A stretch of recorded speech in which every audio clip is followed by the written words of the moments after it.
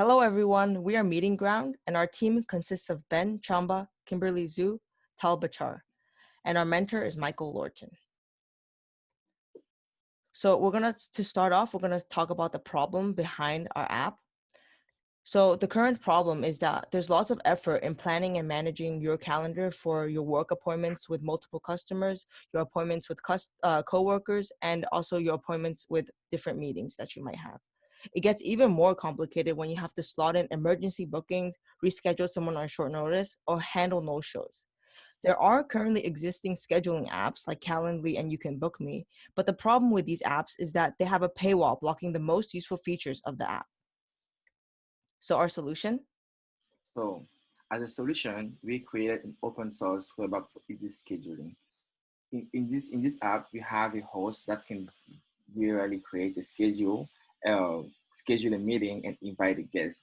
The guest on the other side, we get a link that's personalized for that host and can use that link to access the host calendar and choose a date according to the time that was given through the link. And then through our app, we use a Google Calendar for easy scheduling, and there's no payment required because it's all free. So this is our team. My name is Ben Tchamba. I work on the back end and I connected the back end with the front end. I work on the Google API and the Google Auth. My name is Kimberly Zhu. I worked on the front end and also, along with Ben, worked on connecting the front end with the back end and also using the Google API to query for the calendar events and doing calendar requests. My name is Bachar. I work mostly on the back end using GraphQL and connecting everything with our Mongo database. So for our tech, for this project, we had to choose between a large pool of tech, but then the one that was advised to use by our mentor was use React, TypeScript, GraphQL, Apollo Client, MongoDB, Yarn instead of NPM, which happens to be older than Yarn, and Google API and Calendar API and the OAuth. So as the next slide will show, we're going to walk through the architecture for our app. So yes, as to show our architecture, on the top left corner of the app, of the screen, you can see there's going to be our main page. And then this main page only welcome the user and then prompt the user to sign in. When the user click on sign in, they are going to have to accept a list of consent. The consent pretty much asks the user if they give us access to their calendar, because we need that so that we can schedule event for them. We need to see the profile, like name, email, and everything, so that we can have everything consistent. Once the user consents to those different requirements, then the auth code is sent from us. Google sent us an auth code that we can use later. Having the auth code, we send that auth code to our server, and then in the backend, in the server, we use the auth code using some server-side function. We use the auth code to query the refresh and access token to Google. So with the refresh token, which has a longer lifetime, we save it, and the access token can be requested anytime we need it through the refresh token. So that's how we save that's how the user information is saved in the backend without being shown on the front end. Now, on the client side, when the client is being given a link, they will go back to the main page using the link. Once they click on the link will query the database to see who is the host for that link, how long was the link used for, how long the meeting used for the link, and it will be shown the calendar based on the different time slots available. So once the users see the different time slots, they can then choose a time. Once they choose a time, they will be sent an invite based on the time that they chose for. And one last thing that I didn't point out is that all of the requests from the server side are done through MongoDB on the server side. So there's nothing happening on the browser side. The browser side will only get the result from the server side because we want to make sure that the user information are not being shown on the browser side. So more security on our end. So I will pass over to Kimberly to continue on the architecture. So thank you, Ben, for explaining all the connections between our app for the front end, the back end, and along with the Google API. So this is the structure of the front end portion of the app. So first we have this connect.tsx file, and this file handles the login and the login with OAuth and Google API. So it's the one that prompts the user for the calendar consent. Then on the home.tsx page, this contains the engines for generating links, those generate links cards, which you'll see later when we show you a visual of our app. And in those home.tsx, we have the schedule engine, which is one of those cards for generating links. And inside the home, inside each of these cards, we have a component.tsx and a time lane.tsx. So in this way, we can customize each of these cards relative to the time slot therefore. So like for 15-minute slots, we have a card, 30-minute slots, we have a card, and for 60-minute slots, we have a card.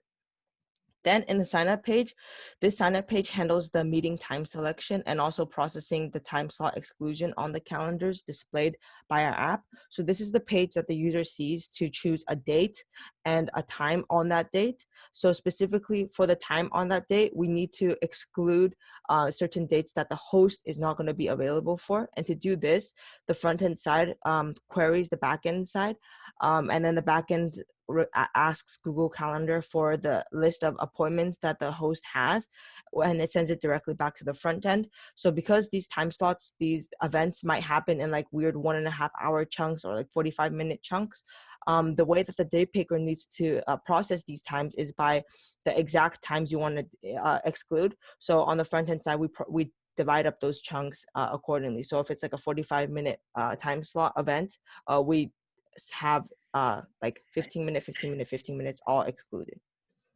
And then it also handles the time selection, so the user clicking which time they want. And this is going to be passed on into the submit info page where the guest submits their information, their first name, their last name, and their email address, and any comments or questions they have about the meeting. And then on the front end side, we send the information to the GraphQL backend server, and then the backend server is going to handle that calendar invite. Then the confirmation is sent back to the front end, and then we display the confirmation.tsx page if the signup is successful. And then there's also like a button for the guest to sign up to use Meeting Ground, just so we can get more people using our app. And then the 404 page is an error page. Yeah, and now I'll pass this on to Tal to talk about the backend more. So on the backend side, we have a few, there's a lot of moving parts. Basically, the major one would be the schema.ts file that pretty much sums up all the different types that we have. For example, we have a host type, a link type, a slot type, and so on. And each type has a few fields attached to it, obviously. So in schema, basically, we have all the types. We have all the queries already defined, and we have all the mutation that needs to be done to the database, whether it's adding a host, adding a slot, adding a link and attaching it to the correct host, and so on and so on. And each one of those has different fields and arguments with it. We also have invite.ts, which basically sends out a Google Calendar invite with the refresh token, which is needed in order to access the Google Calendar. Plus, it takes the input from the front end form. Also, we have slotfind.ts, which basically queries Google API for time slots where the user is unavailable, and we will block those slots from the guest, so we won't be able to set up a meeting in that time. So, for example, the Google API will query my calendar. It sees that I'm not available on Thursday at 5 p.m. And then the guest will not be able to set up a meeting at that specific time. That specific time will be blocked out from the guest. So we wanted to go over some lessons we learned. Thank you, Kimberly. So this project pretty much took us 4 weeks, and then what we have learned through this project are pretty much communication and working as a team. We are a team of three, and we have been in different states and time zones. Kimberly is in California, and I'm in Washington, and Tal is in New York. So as a team of three, we had to pretty much work together to see how we can manage our personal schedule and time differences so that we can all work together and make this thing happen. So our tech stack, when we first started, none of us knew a lot about those different languages and those different tools that we had that we ended up using. So we took our time and together we learned how to use those different tech and we go together and being able to using them. API on the other end was pretty interesting because APIs have codes online, but then the only issue is that those codes online are written in all languages but TypeScript, and we were using TypeScript, so we had to read those codes, understand what's happening, and convert those to TypeScript, which was really interesting because at the end of this, we really understand what we did and understand what's happening in the backend because we built everything pretty much from scratch. Architecture, server side, client side. Here is once again it's about security because we want to make sure that every transaction that involves a user information from Google is safe. That's why we do everything on the server side. The browser side on the other side will never see the client information because every request that's done is sent to the server side, which processes the request and send only the result to the client. So that we had to work it out so that create more security for our users and for our app to be more secure. Testing and debugging, like someone once told me, test, test, test, test, test. We did so many testings. Debugging was pretty much a lot of our time because, like I said, we had to learn those new tech and convert from different language to what we were using. So debugging and testing was on top of everything. And some future work that we would like to go over. So some future expansions that we would like to add to our app. First of all, customized time slots. At the moment, we have 15-minute slots, 30-minute, and 60 minutes. We would like eventually to add customized so that the user can choose a specific amount of time that they would like to add. Another one is to select the general availability inside the app, which basically means I can set up, for example, me being available every Monday between 2 and 4, right? So that's general availability throughout weeks, months, or however the user chooses. Multi-use links for recurring signup. What we went for currently is single use. So then when the link is used, it is no longer available. We would also like to add multi-use links for recurring signups so that the host can send this link to a few guests and they can all use the same link. Another thing that we'd like to add is a display of log, to display a log of events, which basically means there will be one page with a log of all the events that the host has coming up. Instead of seeing it in a calendar, you can just see it in one list. So now we have our contact information. For the team contact information, if you would like to contact any of us, we have Ben Tchamba. His email is tbanaja@gmail.com. His LinkedIn is banaja-chamba. My email is kpzoo@berkeley.edu. My LinkedIn is Kimberly Zhu. And for Tal Bachar, his email is tal@bachar.co.il, which is cool. He has his own domain. And then his LinkedIn is talbachar8. So our code can be found at this GitHub location. And just going to show a quick demo of the features we were talking about before. Yeah, so this is the demo for our app. Here you can see I'm on the Meeting Ground homepage. I'm not signed in. I'm going to sign in with my account.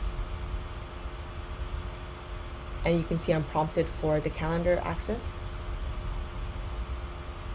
So I'm going to click allow, and now I'm on the main page, and it says welcome Kimberly Zhu as my profile, and you can see I have some events down here on the calendar. So now let's continue to Meeting Ground home.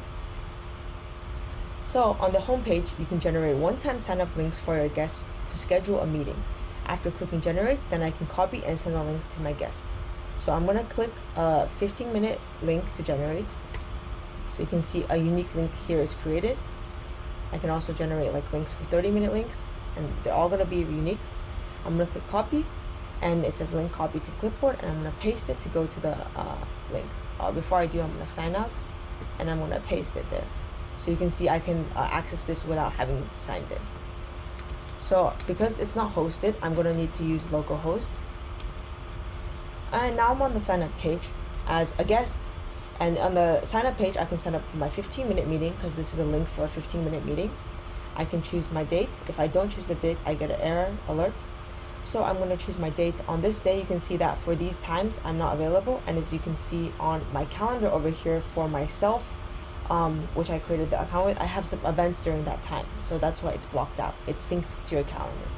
Okay, so I'm going to schedule a meeting at August 1st, 1 p.m. And over here it says your scheduled date is this, and I'm going to input my information. And because I'm acting as the guest for Meeting Ground, I'm going to use the Meeting Ground information. I'm going to submit my information, and it says your meeting has been confirmed. So if I go into my calendar, you will see that this meeting, you just saw that it just popped up, Meeting Ground meeting with Kimberly. And on the Meeting Ground side, this meeting just popped up as well. So after you press submit, both calendars are sent invites and your calendars will be synced. Another thing is that since these are one-time sign-up links, if I try to go back and reuse the link, it will give me an error saying, sorry, the link has been used. So there you go, that's Meeting Ground. Thank you very much. Thank you. Thanks.